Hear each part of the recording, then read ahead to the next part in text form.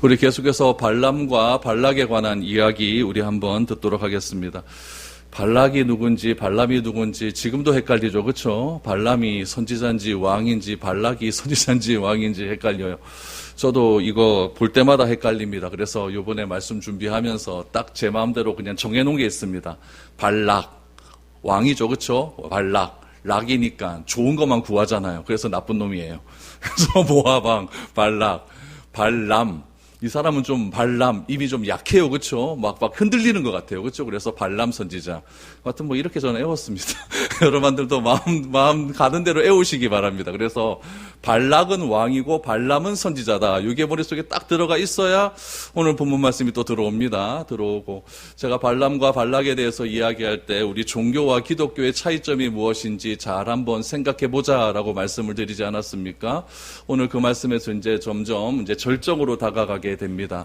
우리 종교와 기독교의 차이가 무엇인지, 우리가 무엇을 구하며 살아가야 되는지를 한번 말씀을 통해서 생각해 보았으면 좋겠습니다. 모압왕 발람, 그 발람이 이스라엘 때문에 두려움에 빠집니다. 이스라엘이 무슨 짓을 했습니까? 아무 일도 안 했습니다. 아무 일도 안 했는데 발람 왕이 그냥 이스라엘이 주변에 행했던 그 일 때문에 두려움에 빠지기 시작을 합니다. 그래서 이스라엘을 저주하기 위해서 모압 땅에서 800km나 떨어져 있는 그런 부올 땅에 있는 발람 선지자에게 가서 복채도 주고 그리고 사신들도 보내어서 제발 우리에게 와 이스라엘을 저주할 수 있도록 그렇게 계속해서 말을 하게 됩니다.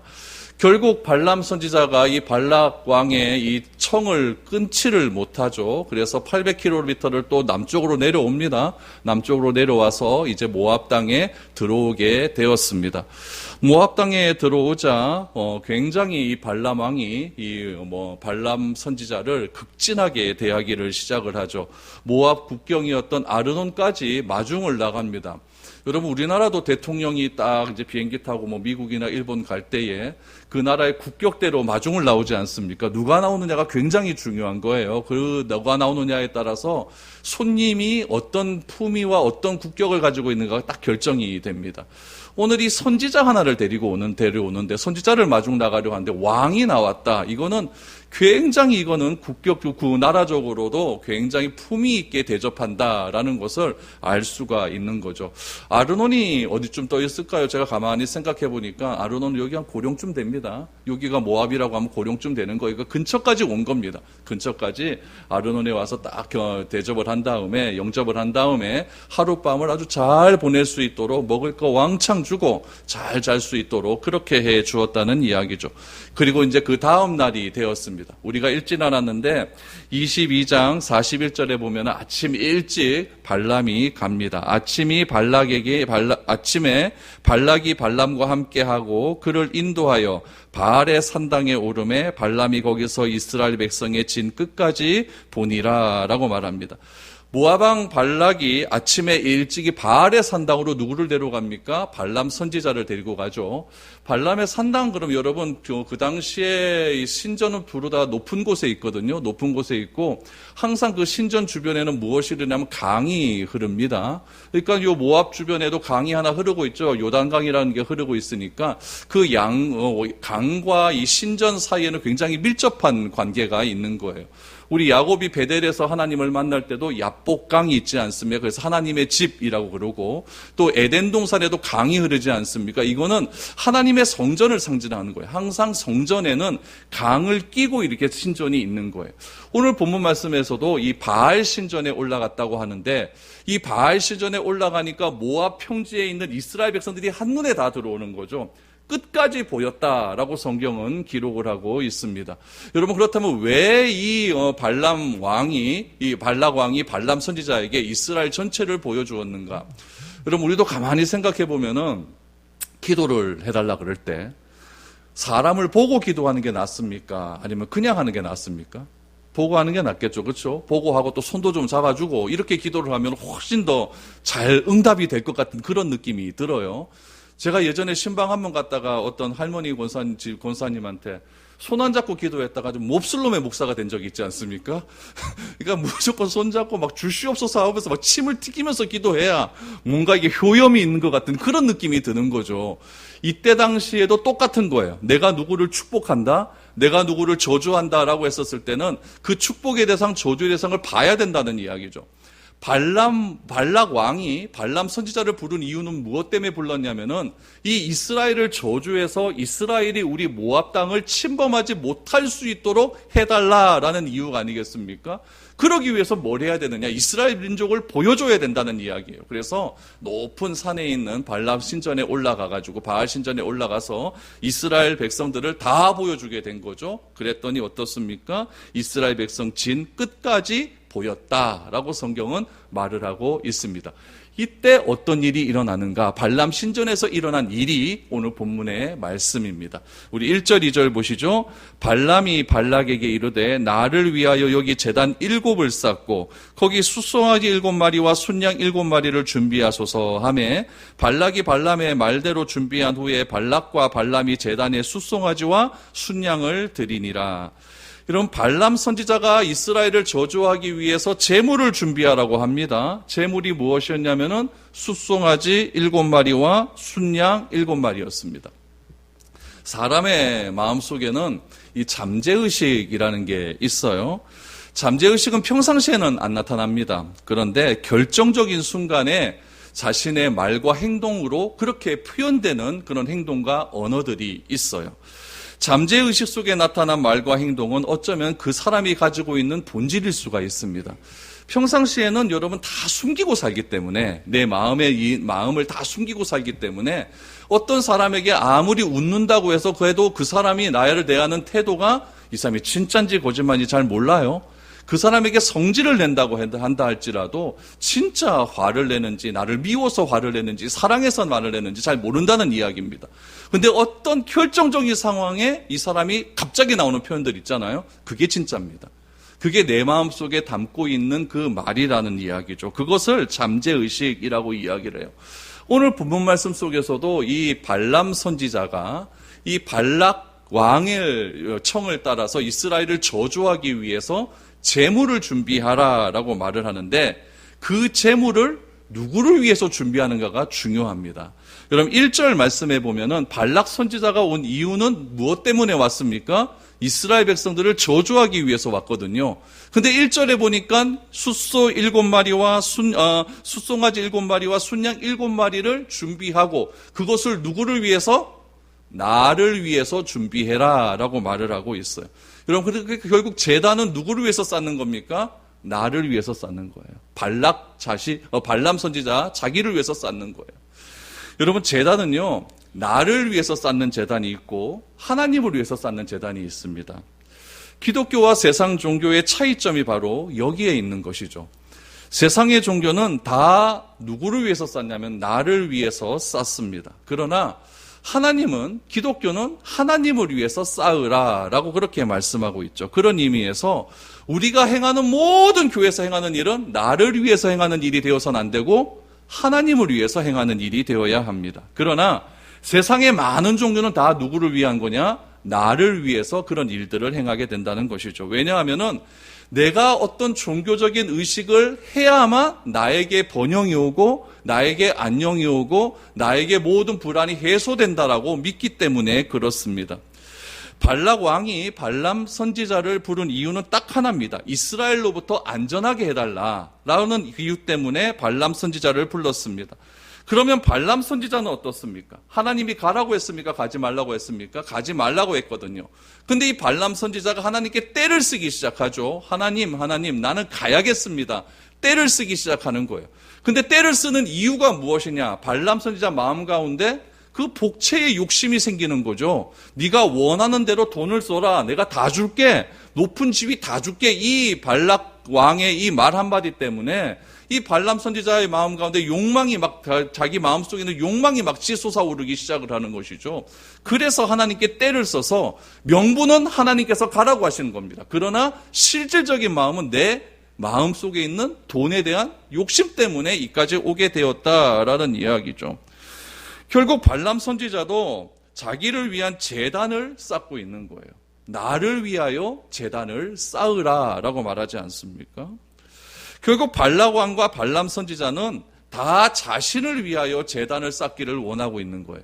발람 선지자는 나를 위해서 쌓여서 내가 다스리고 있는 이 나라가 안전하게 되는 것이 목적이고, 발람 선지자는 무엇입니까?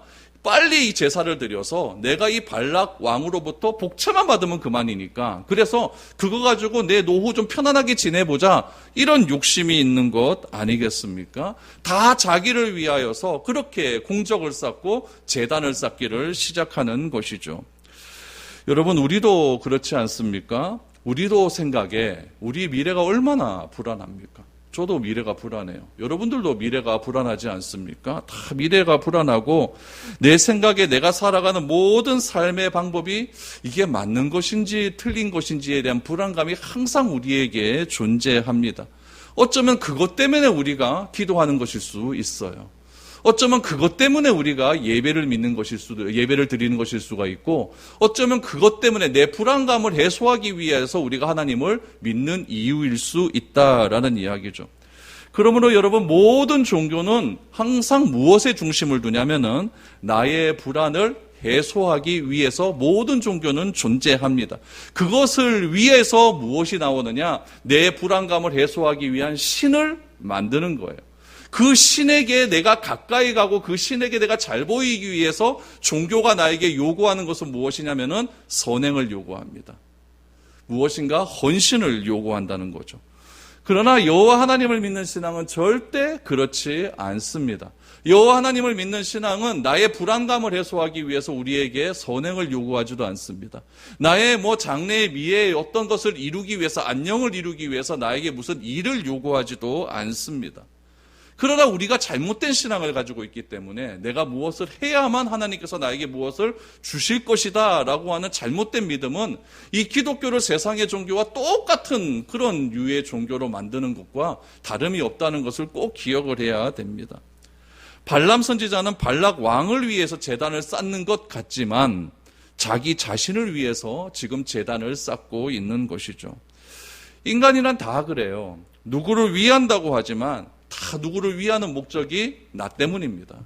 내가 누군가에게 무엇인가 하면 그 덕이, 그것이 다 나에게 잘됨으로 돌아올 것 같은 기대감 때문에 사람에게 다 잘해주고 있는 것이죠. 발락 왕이 발람 선지자를 데리고 오기 위하여서 얼마나 많은 시간을 투자합니까?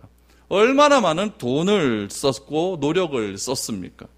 그래서 모압 왕 발락을 위해서 제단을 쌓아달라고 발람 선지자를 데리고 왔지만 그 제단은 결국 누구를 위한 제단이 됩니까? 발람 선지자를 위한 그런 제단이 되고 말았다라는 이야기죠. 그렇다면 이런 일을 예수님은 어떻게 말씀하고 있을까요? 우리 마태복음 7장에 보면 이 일에 대한 예수님의 해석이 나오고 있습니다. 마태복음 7장 21절에서 23절입니다. 나더러 주여 주여 하는 자마다 다 천국에 들어갈 것이 아니요 다만 하늘에 계신 내 아버지의 뜻대로 행하는 자라야 들어가리라. 그날에 많은 사람이 나더러 이르되 주여 주여 우리가 주의 이름으로 선지자 노릇하며 주의 이름으로 귀신을 쫓아내며 주의 이름으로 많은 권능을 행하지 아니하였나이까 하리니 그때 내가 그들에게 밝히 말하되 내가 너희를 도무지 알지 못하니 불법을 행하는 자들아 내게서 떠나가라 하리라 라고 말씀합니다. 예수님은 사람들에게 주여 주여 행하는 자마다 나에게 하나님 나라에 들어갈 것이 아니다 라고 말하면서 하나님의 뜻대로 행해야만 하나님 나라에 갈 수 있다라고 말합니다. 하나님 나라에 갈 수 있는 방법을 어떻게 표현하냐? 하나님의 뜻이라고 이야기합니다. 하나님의 뜻대로 행해야 된다라고 말하죠. 그러자 주여 주여 행했던 사람들이 뭐라고 이야기하느냐? 나는 주님의 이름으로, 하나님의 이름으로 귀신도 쫓아냈고, 나는 하나님의 이름으로 권능도 행했고, 나는 하나님의 이름으로 너무나 많은 일을 했습니다. 나는 하나님의 이름으로 전도도 했고, 나는 하나님의 이름으로 교회에서 그렇게 많은 헌신도 했고, 하나님의 이름 때문에 나는 직분도 받았습니다. 라고 이렇게 당당하게 자신의 공적을 이야기하죠. 그때 예수님께서 7장 23절에 그때에 내가 그들에게 밝히 말하되 내가 너희를 도무지 알지 못한다라고 말을 합니다. 나는 하나님의 이름대로 행한 것 같은데 주님이 모른다고 해요. 주님이 모른다고 해요. 왜 이런 말씀을 하실까요? 주님이 이런 말씀을 하신 이유는 딱 하나밖에 없습니다. 하나님의 이름으로 여러 가지 일들을 행했지만 그것이 누구를 위함이었느냐, 이것을 지금 묻고 계시는 것이죠. 주님을 위해서 일한다고 했지만 다 나 자신을 위해서 일한 것입니다. 오늘날 종교에서 행해지는 여러 가지 일들을 보면은 자기가 믿는 신의 이름으로 여러 가지 일들을 합니다. 극단주의 이슬람 사람들은요, 자신이 믿는 신의 이름으로 사람을 죽입니다. 그러나 그 마음 한가운데는 누구를 위함일까요? 저자를 죽여야 내가 더 공덕이 쌓아진다라고 하는 나의 이름 때문에 그런 일들을 행하게 되는 것이죠.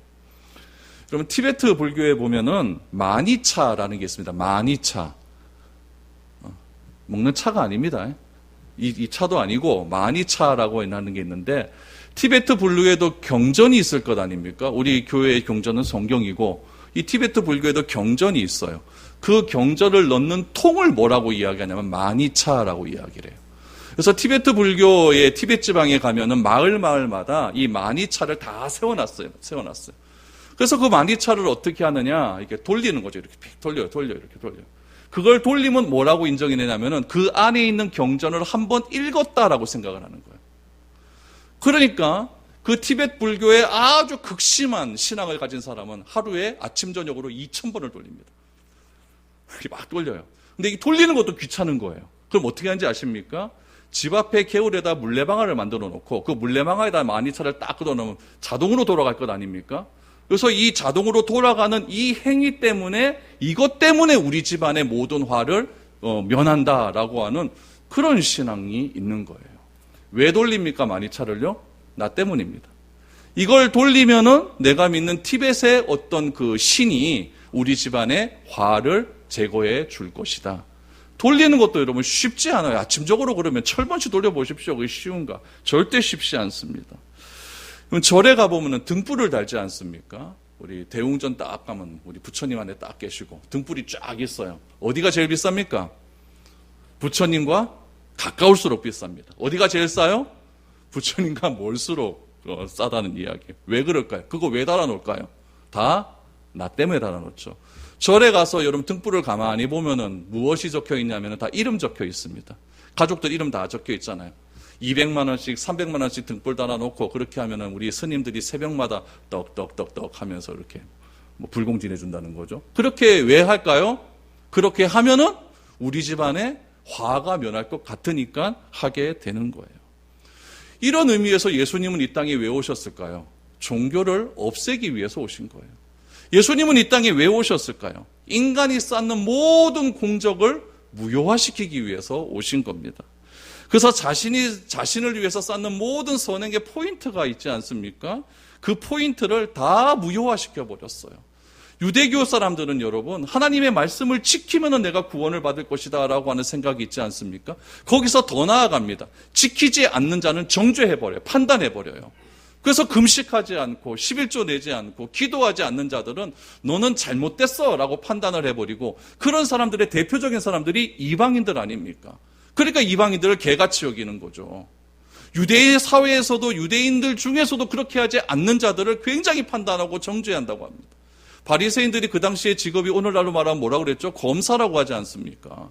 율법을 기준으로 남을 판단하고 정죄하는 일에 그렇게 사용해 버린다는 이야기죠. 예수님은 이런 것들을 다 없애기 위해서 이 땅에 오셨다라는 이야기죠. 그러므로 지성이면 감천이라는 말이 있어요. 내가 간절히 지성을 드리면 하나님이 감동을 해서, 하늘이 감동을 해서 내가 지극히 정성을 드리는 것을 이루어준다라고 하는 것이 지성이면 감천인 신앙 아닙니까? 모든 종교에는 이것이 들어가 있는 거예요. 교회는 어떻습니까? 교회도 지성을 드려야 돼요. 그래야 하나님이 감동을 하시죠. 그런 생각을 가지고 자신의 공적을, 자신을 위한 재단을 자꾸 쌓아가려고 한다는 이야기예요. 왜 40일 금식합니까? 왜 40일 기도하고 왜 100일 기도합니까? 나의 공적을 쌓으면 하나님께서 그 공적을 보고 참 너 잘했다라고, 이게 수고했다라고 그렇게 말해서 내가 원하는 바를 이루어 줄 것 같으니까 그렇게 쌓는 것 아닙니까? 여러분, 세상은 자기가 자기의 신을 찾기 위해서 지성을 드립니다. 굉장히 정성을 드립니다. 하나님은 내가 찾아서 하나님께서 나에게 오시는 것이 아니라 성경이 말하는 하나님은 어떤 하나님이냐? 내가 찾지 않아도 하나님의 계획 하나 있으면 하나님께서 나를 찾아오시는 하나님이십니다. 하나님이 나를 찾아오셔서 아브라함아 라고 부르는 그 순간에 내가 콜하면은 내가 하나님의 자녀가 되는 것이지 내가 지성을 드린다고 하나님의 자녀가 되는 것 아니라는 이야기죠. 하나님이 나를 찾아오셨어요. 그래서 나에게 은혜를 베풀어 주십니다. 하나님이 나를 찾아온 그 사건이 무엇이에요? 은혜의 사건 아닙니까? 내가 뭐라고 하나님이 나를 찾아오시겠습니까? 내가 스스로 하나님을 위해 하나님을 찾는 사람은 이 세상에 존재하지 않습니다. 왜냐? 우리 사람이라고 하는 존재는 다 죄인이기 때문에 하나님을 찾으려 하지 않습니다. 세상의 종교는 보이지 않는 신에게 조금 더 가까이 가려고 하는 몸부림과 종교적 행위를 얼마나 하는지 모릅니다. 그래서 내가 종교적 행위를 통해서 그 내가 믿는 신이 나에게 더 가까이 온다라고 그렇게 생각을 하고 있는 거죠. 이런 종교적 행위를 통해서 신을 달래려고 합니다. 막 화가 나 있는 신을 막 달래려고 해요. 우리 갈멜산에서 우리 엘리야와 싸움을 할 때 불이 누구에게 임합니까? 엘리야에게 임하지 않습니까? 그때 엘리야가 바알 믿는 그 선지자들에게 뭐라고 이야기합니까? 그 너희들이 믿는 신 졸고 있다. 빨리 깨워서 달래라 좀. 그럼 올 거 아이가? 이렇게 얘기하면서 그 신을 달래기 위해서 자기 몸에 자해를 하지 않습니까? 그렇게 하면은 뭔가 될 것 같은 생각이 자꾸 드는 거예요. 그러니까 내가 해서 안 될 것 같으니까 조금 신통력 있는 사람한테 신을 좀 달래달라고 부탁을 합니다. 그 사람이 누굽니까? 무당이죠, 무당. 요즘 말로 하면은 신과 하나님 사이에 브로커예요, 브로커. 브로커에게 부탁을 하려면 어떻게 해야 돼요? 돈 주고 부탁하지 않습니까? 무당에게 부탁하려면 뭐 줘야 돼요? 복채 주잖아요, 복채 주잖아요. 이게 다 세상의 종교가 하는 그런 일들이라는 이야기죠. 저는 여러분들이 하나님과 우리의 관계를 이어지기 위해서 복채내지 않기를 바랍니다. 그거는 정말 좋지 않은 일이에요. 내가 헌금하고 내가 헌신하는 것은 복채가 아닙니다. 여러분들도 자녀들을 위해서 돈을 쓰지 않습니까? 자녀들을 위해서 시간을 쓰고 여러분들의 모든 것들 다 쓰지 않습니까? 왜 쓸까요? 그 자녀들에게 뭐 돌려받기 위해서 그거 씁니까? 그거 아니에요. 자녀들을 위해서 내가 시간 들여, 돈 들여, 내 생각 들여서 내 열정적으로 자녀를 살아가는 이유는 무엇이냐면은 아버지와 아들이라고 하는 그 관계 때문에 쓰는 거예요. 내가 하나님을 위해서 내 모든 것을 드린다라고 하는 개념도 똑같은 개념으로 이해하셔야 됩니다. 내가 무엇을 드렸기 때문에 하나님께서 나에게 무엇을 준다, 기브 앤 테이크식의 그런 신앙이 아니라 하나님과 나와의 관계는 아버지와 아들과의 관계이기 때문에 내가 무엇을 드려도 아깝지가 않은 거예요. 여러분 명절에 여러분 뭐 가족들 찾아가고 이럴 때 뭐 드린다고 뭐 아깝습니까? 그거 별로 아깝지 않잖아요. 왜요? 관계가 있기 때문에 그런 거예요. 관계성이 있기 때문에 그렇다는 이야기죠. 우리는 사랑하는 사람을 위해서 전부를 드릴 수가 있지만 사랑 없이 하는 모든 행위는 하나님 보시기에 뭐와 똑같냐? 주여 주여 하는 자와 똑같다는 이야기예요. 그러므로 우리가 신앙생활함에 있어서 교회 생활함에 있어서 내가 하는 이 행위가 주여 주여 하는 행위가 아닌지를 잘 보셔야 됩니다. 그렇지 않으면 주님께서 나는 너희를 알지 못한다라고 말하는 거예요. 누구를 위해서 제단을 쌓고 있느냐, 그렇게 말할 수 있다는 이야기죠. 발락 왕과 발람 선지자 사이에는 지불한 대가가 있습니다. 발락 왕이 발람 선지자에게 복채를 주었기 때문에, 본을 주었기 때문에 발람 왕이 원하는 것을 발락 선지자는 해줘야 됩니다. 그거 해주려고 800km나 되는 거리를 걸어서 그렇게 온 것 아니겠습니까? 그런데 문제는 무엇입니까? 발람 선지자가 하나님의 뜻을 압니까? 몰라요? 알아요. 하나님의 말씀도 듣습니다. 그런데 유혹이 얼마나 크기에 하나님께서 직접 말씀하셨는데도 그 말씀을 제거해버리고 그렇게 그까지 내려오겠습니까?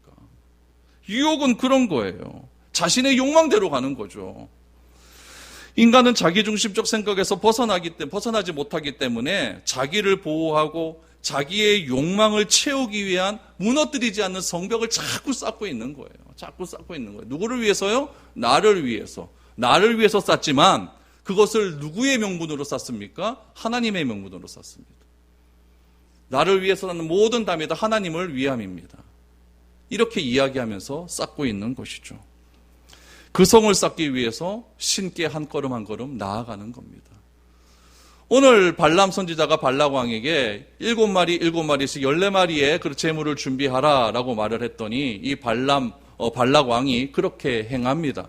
그리고 나서 이 발람 선지자가 발락 왕에게 무엇이라고 이야기하는지 보시기를 바랍니다. 3절 4절입니다. 발람이 발락에게 이르되 당신의 번제물 곁에 서소서 나는 저리로 가리이다. 여호와께서 혹시 오셔서 나를 만나시리니 그가 내게 지시하는 것은 다 당신에게 알리리이다 하고 언덕길로 가니 하나님이 발람에게 임하시는지라. 발람이 아뢰되 내가 7 제단을 쌓고 각 제단에 숫송아지와 순양을 드렸나이다 라고 말합니다. 여러분 여기서 3절에 보니까 발람 선지자가 발락에게 뭐라고 이야기합니까? 번제물 곁에 서소서라고 말을 합니다. 왜 곁에 서라고 할까요? 그러면 신에게 가까이 갈 수 있다고 생각하는 겁니다. 잘못하면 타 죽습니다. 여러분 불이 얼마나 센데요. 그런데 가까이 가라고 이야기합니다. 그리고는 뭐라고 이야기하느냐? 나는 저쪽으로 간다. 왜 저쪽으로 가느냐? 혹시나 하나님이 나를 만나실 수도 있다라고 말을 합니다. 그럼 여러분 하나님이 내가 부른다고 하나님 오십니까? 그렇게 생각하면 정말 잘못된 겁니다. 우리 수련회 가고 뭐 이렇게 가면 우리 기도할 때 제일 처음에 뭐 기도합니까? 주여 이곳에 오시옵소서라고 기도합니다. 이거는 정말 말도 안 되는 기도예요. 하나님은 내가 오란다고 오고 가란다고 가시는 분이 아니에요. 하나님 어디 계세요? 요 있는데 뭐 자꾸 오라 그래요. 하나님은 늘 임마누엘로 우리와 함께 하시잖아요. 그렇게 하기 위해서 누구를 보내주셨냐? 성령님을 보내주셔서 그 성령님이 내 안에서 항상 역사하심으로 내가 예수를 그리스도라고 고백할 수 있는 그런 은혜를 주셨어요. 하나님이 내 곁에 계신데 자꾸 하나님 오래요. 오늘 본문에도 발람 선지자가 하나님이 혹시나 오셔서 나를 만나신대요. 하나님이 결정하시면 오시는 줄 믿으시기를 바랍니다. 하나님이 결정하셔야 오시고 하나님이 결정하시면 가시는 거예요. 자꾸 내 중심으로 생각하니까 하나님께 과함 지르고 하나님께 뗐으면 하나님이 오시는 줄로 착각하고 있다는 이야기예요. 그리고 놀라운 사실은 무엇이냐? 놀라운 사실은 자기를 위해서 쌓아놓은 제단, 이 제단 누구를 위해서 쌓았습니까? 다 자기를 위해서 쌓았잖아요. 발람과 발락을 위해서 쌓았잖아요. 그 자기를 위해서 쌓은 그 제단에서 누가 일하시느냐? 하나님이 일해서요. 이게 놀라운 일입니다. 놀라운 일이에요. 이게 무슨 말이냐면은 교회는 여러분 거룩해야 됩니다. 교회가 지켜야 될 것 중에 가장 중요한 거는 거룩이에요. 이 거룩한 교회가 어디에 있습니까? 죄 많은 세상 가운데 있어요. 그러면 원칙적으로 이야기하면 거룩이라고 하는 그 개념 자체가 죄하고는 섞일 수가 없는 개념이거든요. 그럼 거룩한 교회가 되기 위해서 어디 또 딴 데가 있어야 돼요. 죄 없는 곳에 가 있어야 되는 게 맞는 거죠. 근데 하나님은 어떻게 하시느냐? 이 죄 많은 세상 가운데 거룩한 교회를 통해서 일하시고 있다는 이야기예요. 똑같습니다. 나를 위하여 쌓은 그 제단 가운데서 하나님은 거룩으로 일하시는 거예요. 하나님이 이 제단 가운데 이게 하나님을 위한 제단도 아니고 다 자기 욕심을 위한 그런 제단이었는데 그러면 하나님께서 화딱지 나서 가버리시는 게 맞죠. 그런데 하나님은 그런 하나님이 아니라는 이야기죠. 이 죄 많은 세상 가운데서 이 죄 많은 나 같은 존재 가운데서도 하나님은 역사하신다는 이야기예요. 그럼 그 역사가 어떻게 하는지를 오늘 본문을 통해서 우리가 살펴봐야 될 것 아니겠습니까? 세상에 하나님을 아는 사람이 아무도 없기 때문에 하나님께서는 이 죄 많은 세상 가운데서 그렇게 일하시기로 작정하셨다라고 이야기를 합니다. 발락은 발락에게 번제물 가까이 서라고 이야기를 합니다. 좀 더 가까이 가면 내가 원하는 것이 이루어진다라고 생각을 하는 거죠. 여러분, 요즘은 그런 교회 잘 없는데 옛날에는 여러분 교회 목사님들이 가운을 입었어요. 왜 가운 입을까요? 나는 하나님과 가깝다는 것을 상징적으로 보여주는 행위입니다. 그러니까 종교개혁 일어나기 전에는 사제들은 다 가운 입습니다. 우리 카톨릭 성당 가면 다 가운 입죠? 이건 뭐냐면 나는 너네와 다르다는 이야기예요. 저는 그래서 가운 안 입습니다. 저와 여러분과 다른 게 뭐가 있는데요. 그 가운 입습니다. 가운 입는다는 거는 나는 너희와 계급적으로 다르다라고 하는 그런 사제의 의미가 담겨져 있는 거예요. 교회에서 보면 거룩하게 막 그냥 파이프 오르간 쫙 칩니다, 여러분. 이건 뭡니까? 그 오르간의 음향을 통하여서 뭔가 징한 감동이 오고 그 감동이 오면 하나님이 나에게 임하는 것 같은 그런 느낌이 들어요. 음악의 효과가 그런 게 있거든요. 그래서 여러분 찬양 같은 거 막 빵빵하게 하고 막 애들 막 수련회 같은 거 막 조명 막 쏘고 막 전자음악 막 그렇게 때리는 이유가 뭐냐면은 그렇게 하면은 하나님이 가까이 오셔서 하나님이 역사하신다고 하는 착각을 일으키게 하는 거예요. 정말 그거 잘못된 겁니다. 그렇게 한번 하고 난 다음에 말씀 진짜 중요한 건 설교 말씀인데 설교 말씀 들을 때는 재미가 없는 거죠. 감정적으로 그렇게 막 폭발시키고 난 다음에 하나님 말씀 들으라고 하면 들리겠습니까 그게요? 그러니까 교회에서도 그런 부분을 정말 조심해야 된다는 이야기죠. 하나님은 그렇게 하면 가까이 갈 수 있는 하나님이 아니에요. 하나님은 이미 내 마음 가운데 와 계시고 그 하나님과 나와 신비한 연합이 이루어질 때에 우리는 놀라운 능력을 발휘할 수가 있는 거예요. 우리 요한복음 15장 7절을 보시죠. 요한복음 15장 7절에 보니까 너희가 내 안에 거하고 내 말이 너희 안에 거하면 무엇이든지 원하는 대로 구하라. 그리하면 이루리라 라고 말하지 않습니까? 우리는 어디를 좋아합니까? 그리야 원하는 대로 구하라. 무엇이든지 원하는 대로 구하라. 그리하면 이루리라. 요것만 좋아해요. 근데 그렇게 하기 위해서는 조건절이 있어요. 뭐예요? 너가 내 안에 거하고 내가 너 안에 거하는 신비한 연합이 중요하다는 이야기예요. 하나님과 나와 연합됨이 중요한 것이지 그럴 때 다 이루어지는 것이지. 여러분 이것도 안 이루어지고 무조건 원하는 대로 막 구하는데 하나님이 내 기도 들어줍니까? 안 들어줘요. 그러니까 하나님은 날 싫어해. 이렇게 판단해버리면 곤란하다는 이야기죠. 다 내 중심적으로 생각을 하는 거예요. 오늘 본문에서도 발락 왕에게 너 가까이 가 있어. 그럼 하나님 너에게 임할 거야. 나는 저쪽 가 있을게. 하나님이 나에게 말씀하실지도 몰라. 그럼 내가 그 말 너에게 그대로 전할 테니까 뜨거워도 좀 참어. 이렇게 얘기하는 거죠. 그리고는 어떤 일이 일어났을까요? 5절 6절입니다. 여호와께서 발람의 입에 말씀을 주시며 이르시되 발락에게 돌아가서 이렇게 말할지니라. 그가 발락에게로 돌아간즉 발락과 모압의 모든 고관이 번제물 곁에 함께 섰더라 라고 말합니다. 하나님께서 발람 선지자에게 발락 왕에게 하신 말씀을 주셨어요. 왜 주셨을까요? 이유는 분명하죠. 하나님께서 이스라엘 백성들을 저주하지 말라고 하는 분명한 선언이 있었으니까. 왜 저주하면 안 됩니까? 이스라엘은 복받은 민족이기 때문에, 복의 근원이고 복 자체이기 때문에 저주하지 말라고 하셨지 않습니까? 그래서 이 발람 선지자가 발락 왕에게 가봤습니다. 갔더니 발락 왕에게 갔더니 번대 곁에 왕과 신하들이 꼼짝 못하고 서 있는 걸 보지 않습니까? 그러면은 발람 선지자는 뭘 해야 되느냐? 하나님이 오셔서 말씀을 주셨으니까 발람 선지자 생각에는 자기 때문에, 자기가 드린 재물 때문에 하나님이 오셨다라고 생각할 것 아닙니까? 맞죠? 이건 하나님이 결정하셔서 오신 일이지 그 재물 때문에 온 게 아니거든요. 그래서 발락 왕에게 얘기하는 거죠. 하나님이 나에게 임했다. 그러면 여러분 그 상대방은 어떻게 생각하겠어요? 와, 역시 소문대로거든요. 대단합니다. 그러면 여러분 그 하나님이 나에게 임했다라고 하는 그 존재는 뭐가 됩니까? 굉장히 거룩해지고 막 신성시되는 그런 일들이 있지 않습니까? 하나님이 어떻게 그렇게 임하십니까? 요즘에도 그렇게 말하는 사람이 있어요. 하나님이 내게 임했어요. 아이폰 사세요. 이런 목사 진짜 있습니다. 그냥 휴대폰 샀다 그러면 되죠. 하나님이 기도해보니까 아이폰 14 사라 그래서 그거 샀대요. 설교 시간에 그런 얘기를 하더라고요. 휴대폰 바꾼다고 뭐라 합니까? 그렇죠? 그러면 날도 거룩해지고 신성식 하나님과 직통 못되는 그런 것도 느껴지는. 하나님은 재물 때문에 오시는 분도 아니고 발락 때문에 오시는 분도 아니고 발람 때문에 오시는 분도 아닙니다. 하나님이 이 자리에 오셨다라고 한다면 하나님의 계획대로 오시는 거예요. 그걸 우리가 꼭 기억하고 있는 것이죠. 발람 선지자가 발락 왕에게 왔습니다. 하나님의 내게 말씀하셨다. 그러니까 여러분 발락 왕이 어떻게 했습니까? 역시 하면 팍 무릎을 꿇을 것 아닙니까? 그때 7절에서 9절 보십시오. 발람이 예언을 전합니다. 발람이 예언을 전하여 말하되 발락이 나를 아람에서 모압 왕이 동쪽 산에서 데려다가 이르기를 와서 나를 위하여 야곱을 저주하라. 와서 이스라엘을 꾸지르라 하더라. 요거는 이제 그 얘기죠. 그렇죠? 발락 왕에게 이스라엘 저주해 주세요. 이 얘기죠. 그래서 내가 이까지 왔다 이 얘기 아닙니까? 8절입니다. 하나님이 저주하지 않으신 자를 내가 어찌 저주하며 여호와께서 꾸짖지 않으신 자를 내가 어찌 꾸짖으랴. 내가 바위 위에서 그들을 보며 작은 산에서 그들을 바라보니 이 백성은 홀로 살 것이라 그를 여러 민족 중에 하나로 여기지 않으리로다 라고 말합니다. 지금 하나님께서 발람 선지자의 입을 통하여 지금 말씀을 하세요. 그럼 발람 선지자가 이 말을 지금 전했습니까? 안 전했습니까? 전했어요. 왜 전했을까요? 이틀 전에 여러분 나귀 때문에 시겁했잖아요.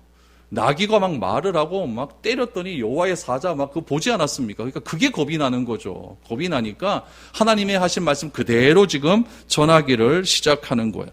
전하면서 그 말씀의 핵심은 무엇이냐? 9절입니다. 9절에 보니까 하나님께서 이스라엘을 저주하지 말라고 하면서 왜 저주하지 말아야 되느냐? 이 백성은 어떤 백성? 홀로 사는 백성이다라고 말씀하셨고 여러 민족 중에 하나로 여기지 않았다라고 말을 합니다. 이건 뭐냐면은 구별하여 세웠다라는 거죠. 세상에 많은 민족이 있는데 구별하여 세웠으니까 홀로 사는 백성. 많은 민족 중에 하나로 여기지 않았다라고 그런 얘기예요. 그러니까 여러분 이 땅에 내 아들은 한 명이지 않습니까? 우리 아들 서태웅밖에 없잖아요. 근데 서태웅밖에 없는데 내가 서태웅에게 내가 잘해주지 내가 나무 집사들한테 뭐라고 잘해줍니까? 하나님도 마찬가지예요. 하나님도 자기 아들에게 잘해주는 거예요.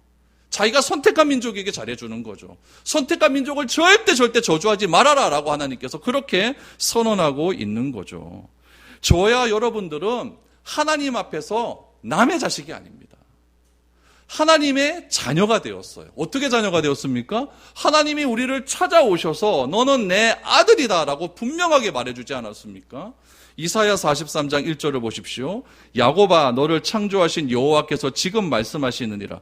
이스라엘아 너를 지으시니가 말씀하시느니라. 너는 두려워하지 말라. 내가 너를 구속하였고 너를 지명하여 불렀나니 너는 내 것이라 라고 말합니다.